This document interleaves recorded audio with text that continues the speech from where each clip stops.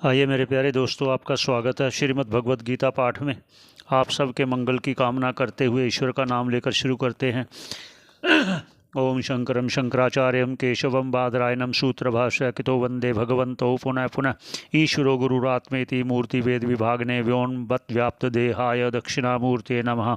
ओम शांति शांति शांति। मेरे प्यारे दोस्तों, अब देखिए, भगवान बोलते गए समझाते गए और वो श्रवण करता रहा, एकाग्र मन होकर श्रवण करता रहा। देखिए 11 नंबर श्लोक से बोलते हुए अब 53 नंबर श्लोक तक बोल चुके भगवान। जब तो इस श्रवण का, इस बोलने का, इस समझाने का क्या फल हुआ अर्जुन को? तो अर्जुन अब अर्जुन बोला, क्या बोला कि जब उन्होंने कह दिया ना, आखिर ये तेरी जो बुद्धि है वो जब स्थिर हो जाएगी तो तुम उस योग्यता को प्राप्त करोगे, तो उस परम पद को प्राप्त कर लोगे जो जन्म मरण रहित कर देगा, तुम मुक्त हो जाओगे।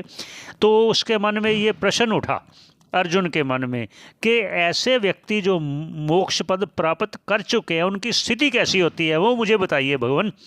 ये देखिए प्रश्न, ये श्रवण का फल हुआ। इसलिए मैं भी चाहता हूँ कि आप श्रवण करते रहें, अवश्य फल मिलेगा, ये निश्चित रूप से मिलेगा। आगे भगवान बोले, ऐसा जब उन्होंने कहा तो फिर अर्जुन के मन में ये आया कि जब भगवान ने इतना कह दिया कि तू उस पद को प्राप्त करेगा तो उसकी स्थिति तो जान लो कैसे होती है। तो अब अर्जुन बोला, अब चलते, अर्जुन उवाच, अर्जुन बोला, क्या बोला, अब उस पर उच्चारण कर लेते हैं। स्थित प्रज्ञस्य का भाषा समाधिस्तस्य केशव, स्थितधीः किं प्रभाषेत किं मासीत ब्रजेत किम। अब अर्जुन पूछ रहा है भगवान से, आपने ये तो बता दिया उस परम पद को प्राप्त करेगा, मोक्ष पद को प्राप्त करेगा, तो जिसने ये प्राप्त कर लिया उसकी स्थिति बताओ मुझे, उसकी स्थिति कैसी होती है। अब कहते स्थित प्रज्ञा, जो स्थित प्रज्ञा है, जिसकी बुद्धि एक स्थिर हो चुकी है, आत्मा में स्थित हो चुकी है कि जो मैं ही आत्म तत्व, जो परमात्मा, जो आत्मा है मैं ही हूँ, मुझ आत्मा और ब्रह्म में कोई भेद नहीं है, ऐसी जिसमें स्थिति हो गई है, का भाषा उसकी, जिसको ऐसी स्थिति प्राप्त हो चुकी है, का भाषा उसका लक्षण क्या है।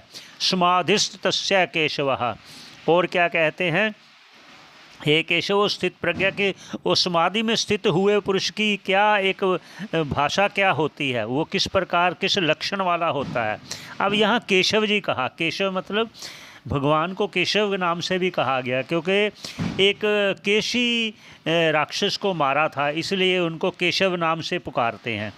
स्थिति धी, आगे स्थिति धी किम प्रभाषेत, ऐसा किम आसी, स्थित धी ही उसकी बुद्धि कैसी, व्यवहार कैसा, किम प्रभाषेत और उसका बोलना चलना, किम मासीत कैसे उठना बैठना, ब्रजेत चलना फिरना, किम, ये सब मुझे भगवान आप बताइए।